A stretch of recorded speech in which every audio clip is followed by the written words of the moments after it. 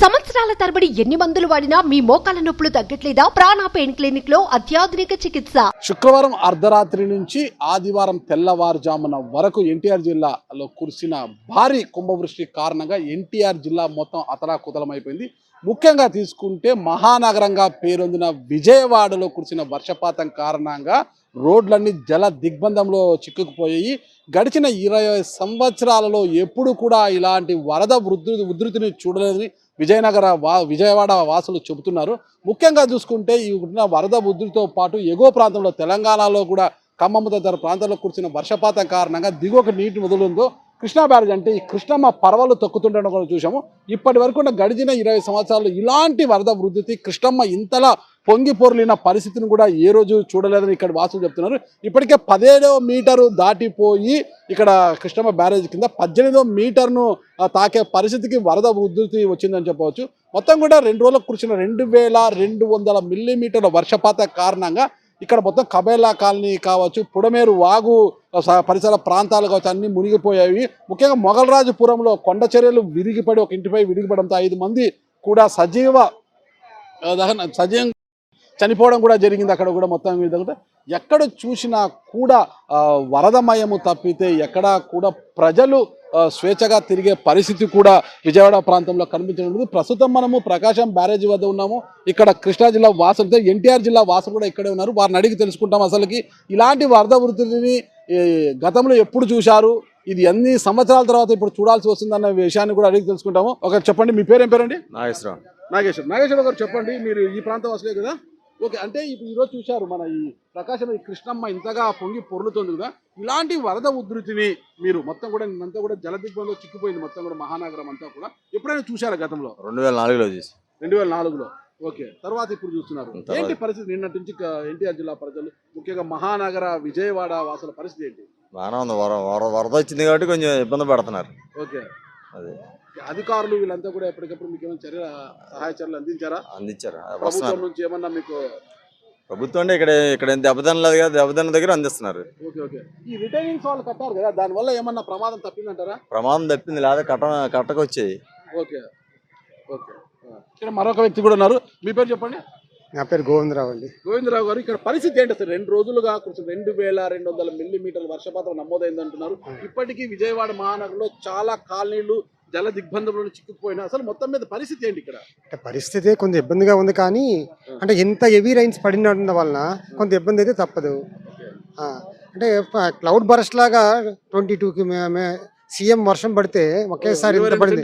22 centimetre వర్షం పడినప్పుడు కామన్గా అంత ఇది ఉంటుంది. అయితే ఆటోమేటిక్గా 2 డేస్లో క్లియర్ అవుతుంది అని చెప్పి మాత్రం ఎక్స్పెక్ట్ చేస్తున్నాము. కాలనీస్లో మాత్రం ఎక్కడ పడితే అక్కడ హెవీగా వాటర్ అయితే ఉంది. అది దానికోసం గవర్నమెంట్ కూడా కొంతవరకు చూస్తున్నారు, బాగానే చూస్తున్నారు అనేసి అనుకుంటున్నాము. రెస్క్యూ టీమ్ ఏమైనా వచ్చి ప్రజలు రక్షించే కొన్ని దగ్గర జరుగుతుందండి. అది ఓకే, అధికారుల యొక్క పనితీరు కావచ్చు, వాళ్ళైతే స్పీడ్గా ఉన్నారండి. కరెంటు కోతలు కావచ్చు, కరెంటు కోత ఒక హాఫ్ అన్ అవర్ ఆగింది అనుకోండి, వెంటనే రెస్పాండ్ అయ్యి మళ్ళీ వెంటనే వస్తుందండి. డిస్టర్బెన్స్ వచ్చిన తర్వాత మళ్ళీ దాన్ని రికూప్ చేస్తున్నారు.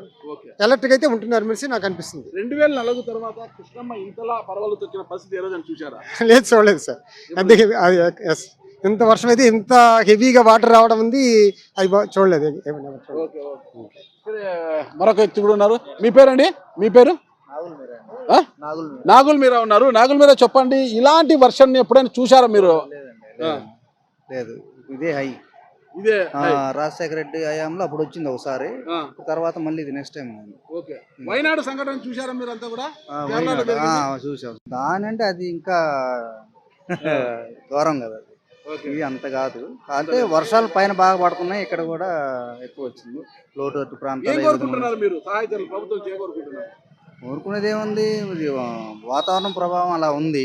వాళ్ళు ప్రభుత్వం వాళ్ళు కూడా బాగానే వస్తున్నారు. నిన్న కూడా కొద్దిగా చూసి అక్కడ కాలనీలు అమ్మట తిరిగి లోతట్టు ప్రాంతాలు కొద్దిగా ఎలక్ట్రిక్ ఉండమని చెప్పి ఇలా చేశారు. ఓకే, మరొక వ్యక్తి కూడా ఇక్కడ ఉన్నారు, ఆయన అడిగి తెలుసుకుంటాము. చెప్పండి, మీ పేరండి? నా పేరు రామచంద్ర అండి. రామచంద్ర, యువకుడు మీరు. గడిచిన 20 రోజులు ఇలాంటి వర్షపాతాన్ని చూడలేదంటున్నారు, ఇలా వరద ఉధృతిని చూడలేదంటున్నారు. మీరు చెప్పండి, గతంలో ఎప్పుడు చూసారు, ఇప్పుడు పరిస్థితి ఏంటి విజయవాడలో? 2009లో అయితే ఈ కట్ట ఉంది కదండి, ఈ కట్ట కూడా తెగిపోతే మేమే అప్పుడు ఇక్కడ ఉన్న లోకల్ వాళ్ళంతా కట్ట మేమే బాగు చేసుకొని మేమే ఉన్నాము. కానీ గతంతో పోల్చుకుంటే ఇప్పుడు రిటర్నింగ్ వాళ్ళు కట్టారు కాబట్టి పరిస్థితి కొద్దిగా మెరుగుపడింది. కానీ ఇన్ కేస్ ఎటువంటి అన్నా ఇంకొంచెం ఎవరన్నా అధికారులు వచ్చి కొంచెం సమీక్షిస్తూ ఉంటే బాగుండేది. అంటే ఈ కట్ట తెగిపోయిద్దో ఉండేది ఎవరికి తెలియదు కదండి. కొంచెం ముందు జాగ్రత్తగా ఎవరైనా వస్తే బాగుంటుంది. నిన్నటి రోజు పరిస్థితి ఎలా అనిపించింది మీకు విజయవాడలో? విజయవాడలో అండి అసలు ఎప్పుడు చూడలేదు ఇంతకు ముందులో అయితే.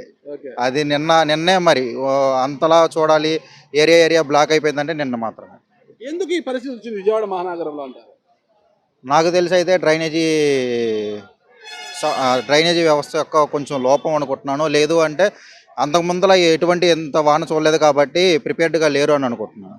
ఓకే, ఏం కోరుకుంటున్నారు మీరు మహానగరాన్ని ఇలాంటి వరద చిక్కుల నుంచి అంటే ఇప్పుడు ఆంధ్రప్రదేశ్ రాజధాని అంటున్నారు కాబట్టి రాజధానిలోనే ఇలా జరిగింది అంటే ఇంకా మిగతా ప్రాంతాలలో జరిగితే ఏమైందని ఆలోచించుకోవాలి. ఇంత చూసిన తర్వాత ఎవరన్నా కంపెనీలు రావాలన్నా కానీ ఇన్వెస్ట్మెంట్స్ రావాలన్నా కానీ కొద్దిగా ఇబ్బంది పడతారు. దానికి తగ్గట్టు చర్యలు తీసుకొని డ్రైనేజ్ వ్యవస్థ ఇంకొంచెం ఇప్పుడు ఆల్రెడీ బాగుంది, విజయవాడ డ్రైనేజ్ వ్యవస్థ బాగుంది, ఇంకొంచెం మెరుగుపరిచే విధంగా ఉంటే బాగుండిద్ది అని నా అభిప్రాయం. అంటే ఇప్పుడు మన హైదరాబాద్ చూస్తున్నాం, డ్రైనేజ్ వ్యవస్థ బాగుంది కానీ అక్కడ పడే వర్షపాతానికి దానికి సమతుల్యత లేదు. ఇప్పుడు అలానే ఇప్పుడు డ్రైనేజ్ వ్యవస్థ ఇప్పుడు విజయవాడలో ఇలాంటిది లేదు, కానీ ఇప్పుడు అలా జరిగింది కాబట్టి ఫ్యూచర్లో ఏం జరిగిందో కూడా తెలియదు కాబట్టి కొంచెం ముందు జాగ్రత్తగా ఇంకొంచెం అభివృద్ధి చేస్తే బాగుంటుంది అని మా అభిప్రాయం. ఇది విజయవాడ వాసుల యొక్క ఆందోళన. అంటే రాజధాని నగరంగా పేరొందిన ఈ ప్రాంతంలో ఇలాంటి పరిస్థితి ఉంటే ఇతర ప్రాంతాలు ఏంటి పరిస్థితి? ముఖ్యంగా రాజధాని మహానగరమైన రాజధాని పైన ఇక్కడ అధికారులు కావచ్చు ప్రభుత్వం దృష్టి సారించాలంటున్నారు. దృష్టి సారించి ఇలాంటి సంఘటనలు తలెత్తినప్పుడు వెంటనే దిద్దుబాటు చర్యలు తీసుకునే విధంగా కూడా అందరినీ అప్రమత్తం చేయాలంటున్నారు. తద్వారానే ఇక్కడికి ఏదైనా కంపెనీలు వస్తాయి, రాజధాని కూడా అభివృద్ధి అయ్యే అవకాశం ఉందని చెప్తున్నారు.